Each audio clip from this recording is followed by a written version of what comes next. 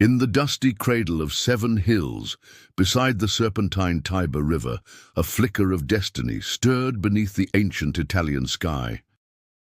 Rome was not born in grandeur. It emerged from legend, violence and resilience, a modest settlement in the 8th century BCE that would one day mold the known world in its image. A city of wolves and warriors, founded, so the myth goes, by Romulus, raised by a she-wolf and driven by divine prophecy. Yet no myth could fully encapsulate what Rome would become. In less than a millennium, it would grow from a minor kingdom to the dominion of emperors, stretching from the wind-chilled hills of Britannia to the golden sands of Egypt. The story of Rome is not a tale, it is a saga, blazing with glory and darkened by betrayal. Her rise was meteoric, her fall tragic, and in between, the world was changed forever. Rome began as a monarchy ruled by Etruscan kings, but by 509 BCE, its people had grown weary of autocratic rule. The rape of Lucretia, a noblewoman dishonored by a king's son, sparked revolt. The monarchy fell, and in its place rose the Roman Republic, a bold experiment in governance led by elected magistrates and a senate of patricians. Power was dispersed among 2 consuls, preventing any one man from becoming king again. Rome's spirit became one of civic duty, military excellence, and legal structure. The Republic was fiercely proud, often to the point of arrogance. Early Rome fought desperately to control Latium and fend off rival tribes like the Sabines and Samnites. Rome had tasted empire. It would not look back. Victory brought wealth, slaves, and provinces, but also corruption and inequality. The Senate, meant to safeguard the Republic, grew decadent. The Gracchi brothers, Tiberius and Gaius, tried to reform land distribution and support Rome's growing poor. Both were murdered by elites, setting a precedent for political violence. The legions, once loyal to Rome, now swore allegiance to generals who promised them riches.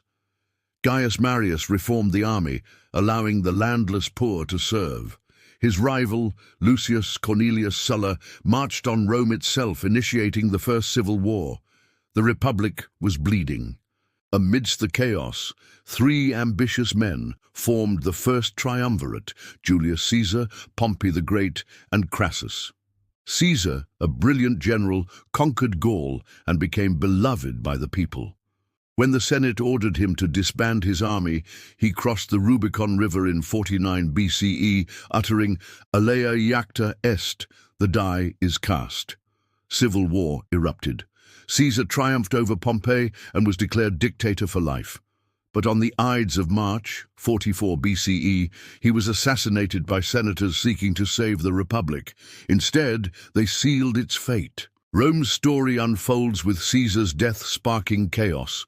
Octavian Augustus rises, defeats rivals, and proclaims the Roman Empire's birth in 27 BCE. Under Augustus, Rome flourishes with the Pax Romana, a 200-year peace and impressive infrastructure. However, not all emperors were wise. Caligula's madness and Nero's decadence marred the empire. The 5 good emperors, Nerva to Marcus Aurelius, led Rome to its peak, with Trajan expanding borders and Hadrian building defenses. After Marcus Aurelius's death, decline sets in under his son Commodus, plunging the empire into instability. The 3rd century CE was a century of crisis. Emperors rose and fell with terrifying speed, often murdered by their own guards. Civil wars raged. Plague ravaged the population.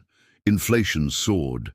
Emperor Diocletian attempted to salvage the empire by dividing it in 285 CE into eastern and western halves, with co-emperors. He restructured the army and economy, instituting price controls and state-managed production. Constantine the Great, who reunited the empire briefly, legalized Christianity with the Edict of Milan in 313 CE and moved the capital to Byzantium, renaming it Constantinople. Christianity, once persecuted, became Rome's official faith. The ancient gods faded into myth, yet the Western Roman Empire continued to weaken. Rome was sacked by the Visigoths in 410 CE, shocking the world. The Huns, under Attila, stormed across Europe, and the Vandals looted Rome again in 455 CE. Though the Western Empire fell, its eastern half, the Byzantine Empire, endured for nearly another 1,000 years, preserving Roman law, culture, and Christian theology. It would finally fall in 1453 to the Ottoman Turks. But Rome never truly died. Its language, Latin, became the root of the Romance languages. Its laws form the basis of many modern legal systems. Its architecture, philosophy, and ideas of citizenship still inspire governments today.